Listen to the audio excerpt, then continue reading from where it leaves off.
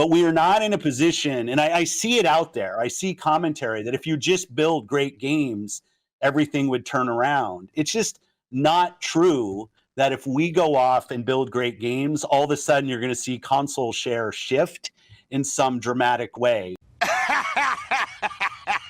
Oh, wait, you're serious? Let me laugh even harder.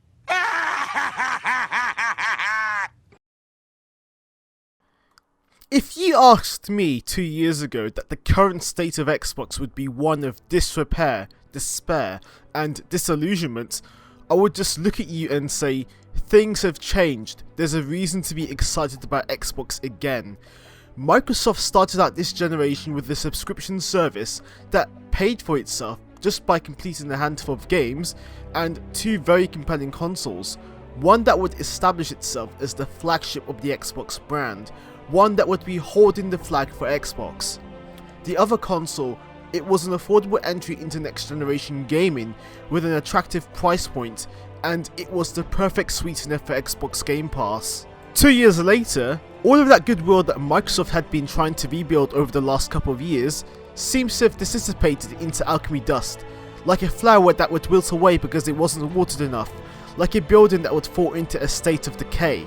I could have spent a bit more time on this analogy, but I want to get straight to the point. The Xbox brand's reputation is in a complete and utter mess. The confidence in its first-party studios has been shaken, with some games that receive critical acclaim, whilst others turn out to be absolute stinkers. Third parties continue to skip the console due to the lack of economic benefit for them to do so, whilst the flagship Xbox console, the Series X, has seen its entire selling point of being the most powerful console blow wide open, with third-party games and even a first-party title from the Microsoft Studio perform better on the PS5. Again, it would be unbelievable to see all of this happening within the first 2.5 years of both platforms launching, and worst of all, even the management of Xbox seems to have gone with an incredibly damaging, defeatist mindset over the Xbox's performance in the console market. This video aims to analyse the problems going on at Team Xbox, why the Xbox fanbase has been criticising them as of late, and what it can do better over the next few years. Or is it too late to change just as the generation is getting started? Before I begin with this video, I've noticed that there's a lot of people who are taking the time out to watch my videos, but there's a significant majority who are not subscribed, so if you do enjoy the content on my channel, feel free to hit the subscribe button, and without further ado, let's begin. Wow. Xbox has no games. To begin with, we have to talk about Xbox's games. We're going to be using the analogy of a small corner shop to really hammer it home about the state of the Xbox brand and how it compares with its competition. You walk into a shop looking for something to play, to have some enjoyment with. On the Nintendo side, you have an embarrassment of riches. You have your Marios, your Zeldas, your Animal Crossings, your Pokemons, and your Super Smash Bros. But you also get the widest range of Nintendo IP and a range of titles to take on the go or play in bed. We're talking about games such as Xenoblade Chronicles, Pikmin, Astral Chain, and add that game was the reason that I purchased the Nintendo Switch, Splatoon, and a lot more. The Nintendo shop is packed. Then you enter the PlayStation shop. Once again, you are completely spoiled for choice. A wide range of blockbuster AAA exclusives with deep, engaging stories, once that has played a big strength to Sony's first-party pedigree over the last 2 generations of PlayStation consoles. Uncharted, The Last of Us, God of War, Spider-Man, Horizon, Ghost of Tsushima, you absolutely name it. And even when you buy a PS5, you get a little packing game bundled when you start the console for the very first time. Astro's Playroom. You are given a perfect introduction to what the future of video games could really be over the next decade. And what do both platforms have in common? Strong third-party support. PlayStation gets the usual big-name AAA titles like Call of Duty, FIFA, GTA, but it also nets you some of the best third-party titles out there like Final Fantasy, Resident Evil, Yakuza, Persona, to name a few.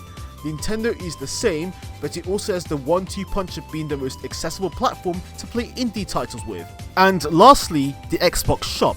What do you get with that? Yes, there is Game Pass, but this isn't enough. The shop is falling into disrepair with a handful of exclusives, very few of which are setting the world alight, and some third-party developers continue to skip releases for the console. For every banger like Hi-Fi Rush, you get a complete stinker like Redfall. I know I've spent too much time psychoanalyzing this analogy, but the point stands. Xbox clearly has a games problem. If you take a look at the Game Awards nominees for the last 10 years, there's not been a single Xbox Gamer of the Year nominee appearing on the list. And over these last 10 years, Xbox has been failing to produce games that people want to play, games that have a consistent, high quality feel to them. And even when Xbox tends to hype up big new entries in long-time franchises like Halo and Gears of War, they just don't have the staying power that they once had. Xbox at one point tried hard to reverse this perception of having barely any games worth playing on the platform, and 2021 was the time when I felt that there was some level of excitement, some huge level of positive buzz towards Xbox.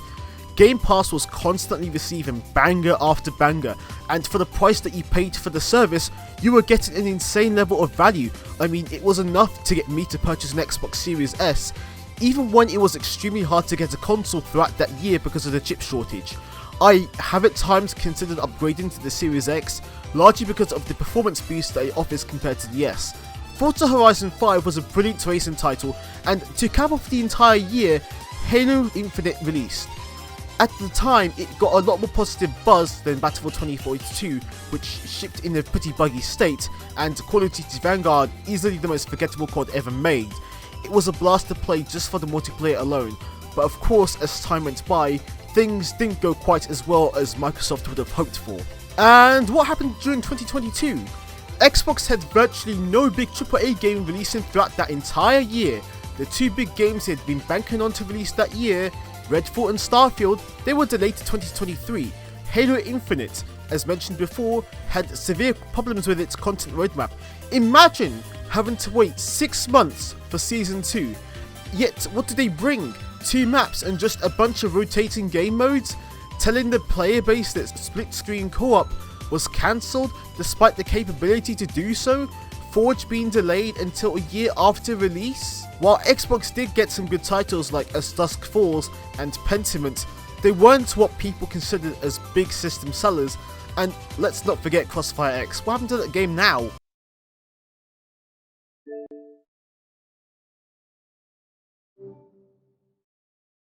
But there has been one game that represents the straw that broke the camel's back. A game that was supposed to be one of the big titles to represent the full shift towards the next generation for Xbox, and yet it turned out to be undercooked, unfinished, and unfocused.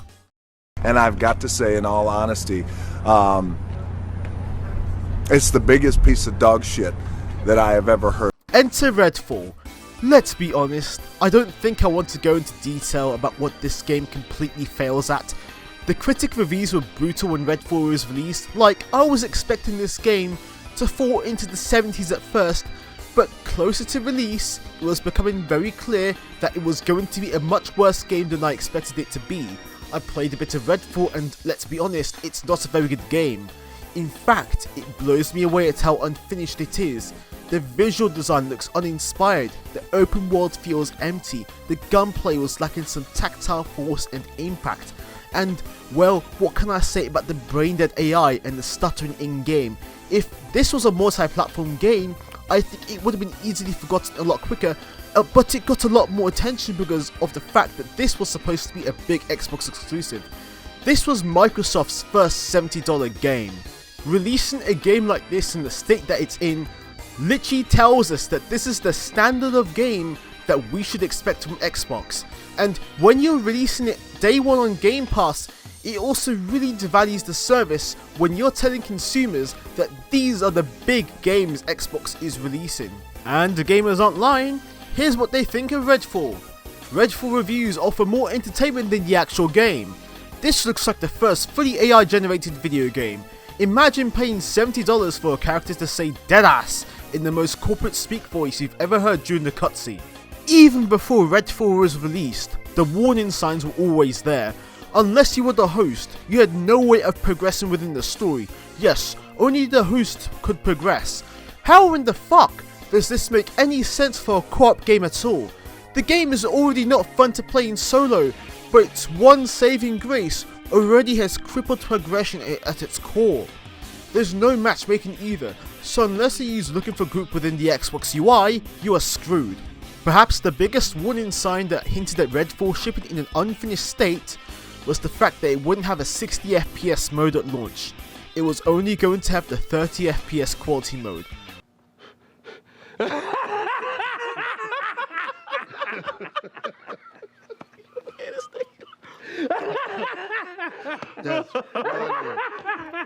For a first-person shooter, the increased latency and sluggish response provided by a lower frame rate is unacceptable. What makes matters worse is the fact that Microsoft was showcasing this game at 60 FPS throughout all of its public showings, only to just announce that it wasn't going to get that target on time for launch. And because they would have been liable for falsely advertising that the game was originally going to have a 60 FPS mode at launch, physical copies had the sticker clarifying the change, which is embarrassing for a platform holder. 30 FPS would have been acceptable if this was a last generation game. Yes, 60 FPS was becoming more common, and the mid-gen console upgrades at the time, the PS4 Pro and the Xbox One X, standardized the option for everyone to choose if they wanted the best visual fidelity or the best performance. But every console had an undercooked CPU that just limited the ability for 60 FPS to become a standard. This time we have consoles that are literally powerful enough to run most games at 60 FPS, with 120 FPS being a luxury option if there's enough headroom to do so. So there's no excuse in this case. Microsoft setting the expectation that the Series X would have 60 FPS as a standard hurt Redfall, alongside other 30 FPS only titles more in the long term. It also devalues the console as a whole when you're trying to sell in the vein of being the most powerful console, yet the very games that are supposed to push the Series X to its limits and display what it's actually capable of cannot perform at an acceptable level.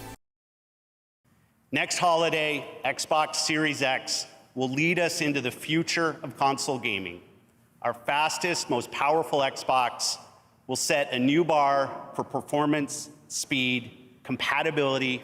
This leads on to another point that I want to raise, the expectations that Microsoft was wanting to set with the Series X, and then the reality that is very much different in the perception of the console being a powerhouse for big games. When the specs of the console were announced in March 2020, Microsoft was pulling no punches. They were serious this time about having a powerful console to carry them for the next decade. It was going to comfortably handle 4K visuals at 60 FPS, with the capability to run at 120 FPS. Xbox was also leading the way with features such as VRR, ultra-low latency mode, stuff like that. It was going to be a 12 teraflop machine compared to the PS5's 10 teraflops, handily beating the Sony console when it came to multi-platform games. Or, so it was supposed to. Microsoft released a new API for the Series X and S called GDK, and it just wasn't as optimized as the PS5's own API, which it shares with the PS4. So weirdly, PS5 versions of games were running better compared to their Series X counterparts during the launch period, particularly with the likes of games such as Call of Duty Black Ops Cold War, Dirt 5 and Devil May Cry 5 Special Edition. So over time, many people including myself were expecting a level playing field as developers got used to Microsoft's developer tools.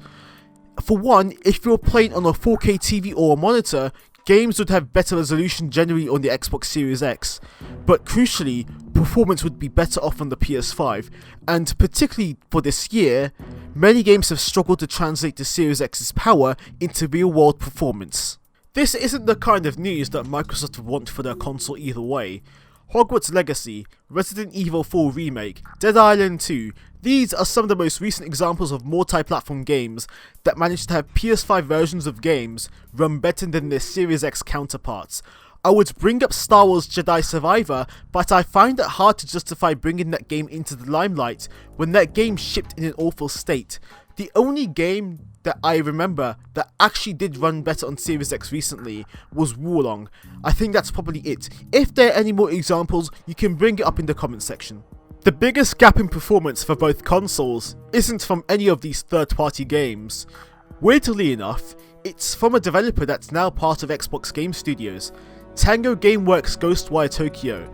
Now, don't get me wrong, Ghostwire isn't a technically impressive game by any means, But what makes it significant is the fact that a game from a first party studio with an extra year's worth of time to put the game to the Series consoles to optimize it with the utmost care and detail manages to run worse than the PS5 version and with up to 10 FPS difference. How is that possible? Surely the Series X version could have utilized a bit more with the extra power that it has. It just raises questions about the Series X itself as a strong platform for running the best versions of games, whether it be a first party title or a multi-platform game. I genuinely think that for as much as Microsoft focused on boosting the GPU power to 12 teraflops, the console's focus on brute force didn't go quite as much as they had hoped. There are other areas of the console's hardware that definitely do impact it negatively compared to the PS5. The memory bandwidth and RAM, for example. I'm not sure why they decided to split it when it could have been unified and having 52 CUs, yet the clock speed is lower than that of the PS5's GPU. I think there's a big pattern starting to show where the efficiency of Sony's console is trumping the brute force of the Series X when it comes for performance. But when it comes to resolution, especially if you have a good 4K TV, I think that's where the Series X shines in comparison to the PS5. There's also been a damaging but brutally honest narrative forming amongst the Xbox community where they feel that console owners have been treated like second-class citizens. Many of the big Xbox games aren't even showcased on the Series X anymore, but they are showcased on PC instead. This doesn't inspire any confidence whatsoever, and it definitely doesn't give the impression that Series X owners will be given a premium experience on their consoles, especially when it comes to exclusive games, the games that take full advantage of the hardware. Developers around the globe are already hard at work building games for Xbox Series X. With the current generation of Xbox consoles, I was hoping that the console would at least manage to regain some third-party support back after seeing how some releases, even from some relatively large publishers, such as Square Enix, Capcom, and Bandai Namco, were outright skipping the Xbox One because for some games, they didn't see any financial benefit in doing so, or because they made big exclusive deals with Sony or Nintendo. Microsoft in recent years has sought to try and fix this, particularly when it comes to Japanese third-party support. They were making marketing deals with Sega for the likes of Yakuza and Persona, and getting some of Square's biggest franchises such as Final Fantasy, Kingdom Hearts, and Dragon Quest on Game Pass. This generation, it looks like the status quo has continued, but to an even much bigger degree. The sales split between PS5 and Series X versions of games has widened to a point where some publishers feel it's a safer bet to prioritize the PS5 first. The last major entry in the Final Fantasy series, 15, was multi-platform. The next big Final Fantasy games, Final Fantasy 16 and Final Fantasy 7 Rebirth, are both times PlayStation 5 exclusives, and even if the exclusivity agreement expires, it's unlikely Square will bother to release Xbox ports. The audience isn't there, and if rumours are to be believed, Microsoft and Square Enix's relationship has dipped significantly to a point where, for 2023 so far, not a single game from Square Enix has been released on Xbox consoles. Konami are finally coming back to AAA gaming after years of pissing about with pachinkos, and as the reveal from Metal Gear Solid 3 Remake, a franchise that I absolutely adore by the way, is coming closer and closer to the point where it's becoming the worst kept secret in video games, Xbox owners, they're missing out on that too, because rumours are pointing to Sony once again securing deals for not just Metal Gear, but Silent Hill and Castlevania as well, and it wouldn't be surprising if those were timed exclusives for a year. It's not even just AAA publishers, smaller AA and indie developers are skipping Xbox outright as well, but by now you get the picture.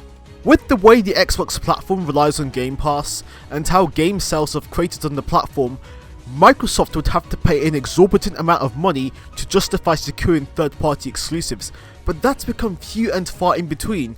A lot of smaller AA and indie titles usually get the Microsoft check, or multiplats that are guaranteed to release day one on Game Pass, but for a huge third-party exclusive, publishers are not willing to lose that revenue they make from traditional sales, or take a big risk to release solely on Xbox and PC, and for many developers, maybe that risk isn't worth the financial return of investment.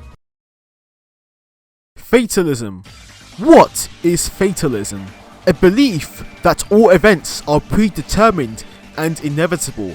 It's rare in the video game industry to witness a company, much less a major one, take a fatalistic approach to its product, as honest as it can be. But at the same time, this feeling of fatalism can be damaging to the consumer confidence of a major platform. After how bad Redfall's reception was, the head of Xbox went on to Kinda Funny's Xcast to address every concern that they had with Xbox. What he said during that interview would alarm some of the gaming community with how brutally honest it was. But we are not in a position, and I see it out there. I see commentary that if you just build great games, everything would turn around. It's just not true that if we go off and build great games, all of a sudden you're going to see console share shift in some dramatic way. Department of fucking shocking, shitty, charlatan, shit. That's me. Feet off the furniture, you Oxbridge twat. Yes, it is true that losing the 8th generation of consoles was the worst time to lose a console generation. It was a time where ecosystems began to become a standard within consoles as the online networks became an even bigger part of owning a console. You had to consider your friends and take those who owned the same console as you did into account.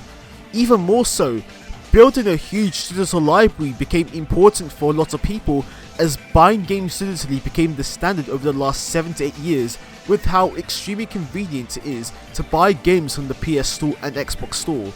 This was something that platform holders could no longer ignore, but Microsoft couldn't exactly reap the rewards of this as it could because of the mistakes it made with the Xbox One. Phil Spencer is right, and I agree with him on this statement. Look at the majority of people who bought a PS4. They have all their friends in digital games on the same ecosystem, so nothing is stopping them from getting a PS5. And as much as some people move from one console brand to another, it's very hard to rely on this when the ecosystem has become a core part of the console experience. Where I completely disagree with Spencer is the fact that he believes that making great games will not change the Xbox platform situation in the console market. I mean, he went on to go and keep saying that even if Starfield got 10 out of 10s, it won't be enough to get people to sell their PS5. What he's basically not realizing that if you consistently release good games, people will invest in your platform. The whole Xbox has no games meme will start to fall out of favour, and there will actually be a reason for people to consider actually buying an Xbox. Sure, the Xbox is seen as suffering more than just a console at this point, but at least have some confidence in your product. If we went with the narrative that great games don't sell consoles, the Switch wouldn't be as successful as it was today, and the PS3 wouldn't have made the insane comeback that it did in the second half of its life cycle. To some extent, I'm concerned about the long-term effect of that interview and how, in a sense, Microsoft wants to do its own thing, but by being brutally honest about the state of the Xbox and the console market, they have, in some sense, lost confidence in their own console, and this is a bad thing. It just mirrors the mindset that Sega had with the Saturn, just in a more indirect manner.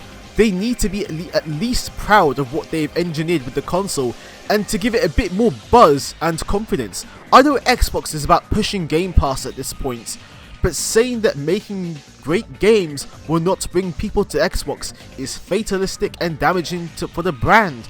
If you build games that people will give a shit to play, they will come.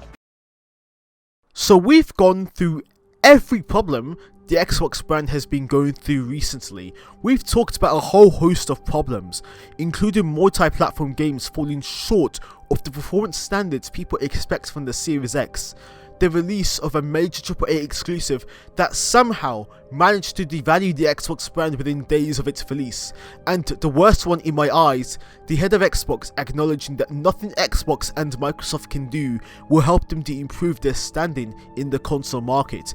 But what can they do to improve their image and to fix its problems? There is so much room for improvement for Xbox to fix things. First of all, global presence. Xbox has been traditionally successful in countries such as the US and the UK, But in larger markets such as Europe and Japan, its presence has been diminishing over time, and even in the UK, there is the sense that the brand has been less prominent.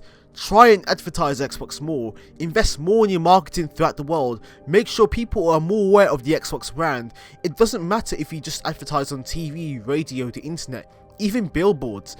Exploit Game Pass to its full potential when it comes to value, particularly in countries where gaming is expensive to the general population.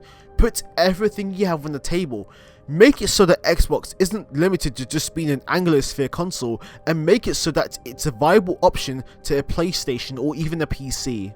Instead of acquiring massive publishers, spend the $70 billion on nurturing your own studios and securing big deals to make sure that Xbox is competitive with other platforms. Do you want great games? Invest in your studios. They already have an unlimited budget, but if you put everything into making sure that the output being pushed by Xbox Game Studios is of the best quality possible, it kills that no games argument. Xbox can be competitive with a whole host of big exclusives that people want to play. I know that on PC as well, but having good games sells the consoles, and more importantly, Game Pass subscriptions. Keep releasing those games at a consistent pace, and the state of the brand becomes more stable because it brings confidence to people that the first party output of Xbox is improving. Then you have the Xbox Showcase in a couple of weeks. Use that to solidify a commitment to producing brilliant first party games, and more importantly, big AAA titles that people want on Xbox. Starfield is out in a couple of months, for example. That could be the turning point for the brand, and if it does turn out to be a fantastic game, use that to make sure that you can continuously release quality exclusives. Not to mention, Xbox really needs to keep a more hands-on approach in case any of their projects do end up running into issues with development. Reform the mock review process so that games are tested more rigorously for quality control, and if the game isn't turning out the way it's supposed to, delay it, or in severe cases, just rework or cancel it. That way, games end up coming out in a better state, and more importantly, we get less dogshit like Redfall. Put the Series X front and center for everything. Don't showcase the best gameplay on PC. Make sure the Series X, your flagship Xbox console, actually gets the priority here. Make Series X and S owners feel that they're confident about the console that they purchased, and that they will have invested well on a platform that gives them the games that they want. And lastly, this ties into multi-platform games. Work with developers so that they're getting the best out of the Series X hardware alongside living up to its name as the most powerful console. Sony does this just fine. Microsoft can do the same too to make sure that extra performance is tapped into. And as for the Series S, make sure that games are actually optimized for it and that it isn't a shoo-in for the bare minimum as far as performance goes. For what's supposed to be a 1440p machine, it's actually mind-boggling how most games are 1080p on that console. Make sure it lives up to its promise. This is a start at the very least, but as long as Xbox can get its problems in order and gradually solve them over time, so too can its reputation begin to bounce back. I like the Xbox ecosystem, and I like how interconnected it is between Xbox and PC, and their initiatives like backwards compatibility and the adaptive controller have been extremely forward-facing and a step in the right direction. But at the very least, their first-party games need to have a more hands-on approach and be given more time to polish. Release games that people want to play and avoid releasing dogshit like Redfall. And even if the console market is a done deal for Xbox, they can't really give up on their flagship product.